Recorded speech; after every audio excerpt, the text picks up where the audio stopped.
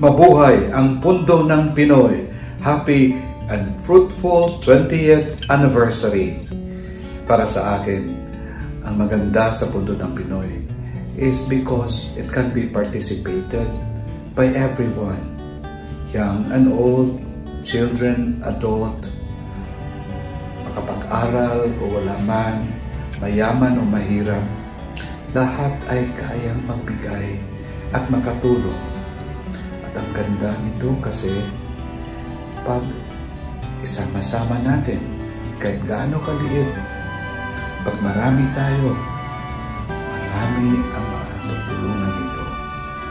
Kaya you can just imagine what Pundo ng Pinoy has accomplished from the little donors that have been sharing all these past 20 years.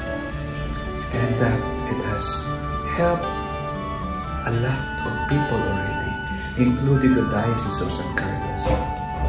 At saka talagang we give witness to what we claim in PCP2.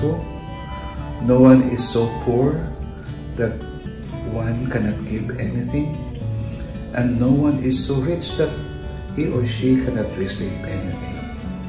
So really, it is an expression of a truly synodal church, a church of communion, participation, and mission. Kaya, mabuhay ang Pundo ng Pinoy. Patuloy tayong magsama-sama at magtulong sa kapwa.